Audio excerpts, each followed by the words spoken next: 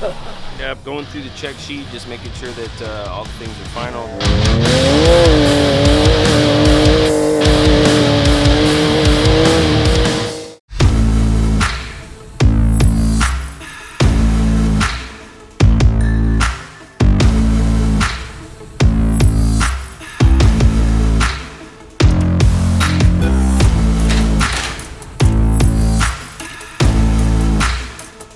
What happened with the sticker, Mike?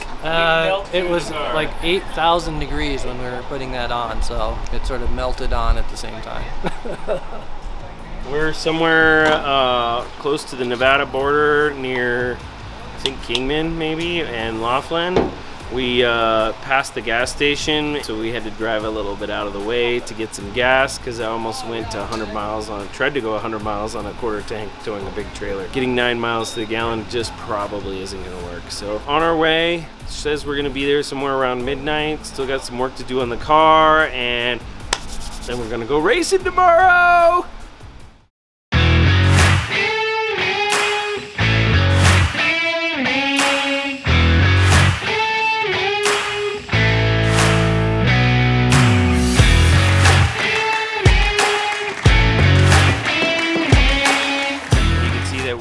Finalizing the car, putting the tool bags in, getting things lined up, going through the check sheet, just making sure that all the things are final. We'll probably do one last little run out in the desert, maybe do a little test.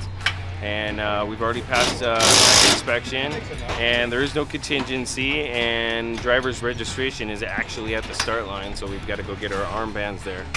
That's pretty much what we're doing. We're going to button this up. I got to get back to the checklist and then get it going.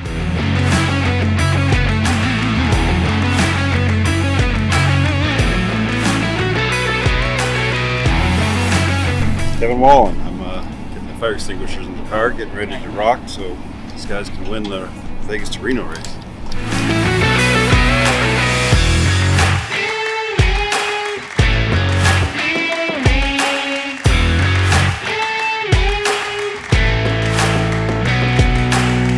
Mike York, friend of Chapo for a long time. Everything, including food, making sure they have water when they stop and between the driver changes for a fun day.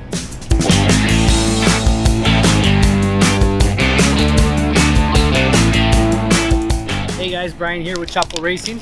We're here getting ready, getting the car set up for the Vegas to Reno. Hopefully it's 9:30 a.m. We see we're still got a couple more things to do. Duct tape some parts and we should be ready to go and have a nice, long, hot day. Hey guys, Nick with Adrenaline here.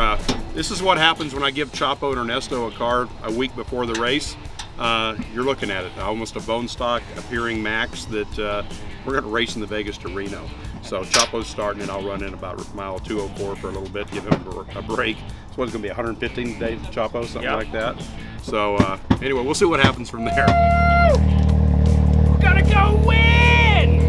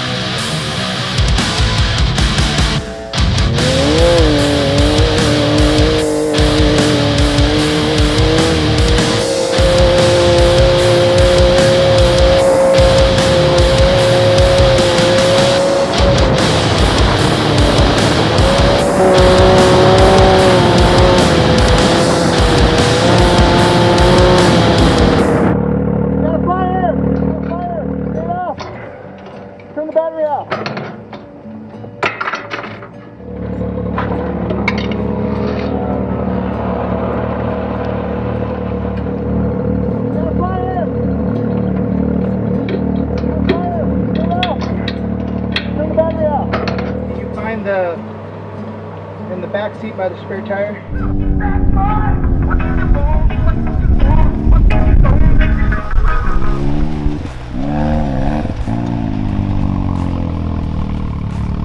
We're at pit 1, race mile 30. We're bordering the time of when they're going to close this pit. So a little nervous we're not even going to make it to the finish right now. But We got new car blues, made it about 5 race miles or so, and the car went to max temperature. We're not really sure right now why the car is not driving well. We put water in it, still running at 225. We drove the last 20 miles at like 20 miles an hour. So you can imagine it took an hour of. So right now we're troubleshooting. They're looking at things, trying to see what's wrong and see if some line got crossed, see if a bubble was formed or something that we missed when, since it's a new build, you know, and we went off the line with 4 miles on the car. It's always challenging to get a car ready before a big race. So literally we're still building the car about a half an hour before the race, like putting it back, you know, the final touches on it to get it. So we didn't really have time to test like we should have, but sometimes that's how racing goes. Not really happy about it, but but it is what it is, I guess. So we're here, the whole team's here at pit 30. We're hoping to get the car buckled back up and go out there and, you know, test this new car and maybe make sure it's running great, finish this race, and then we're back for another one.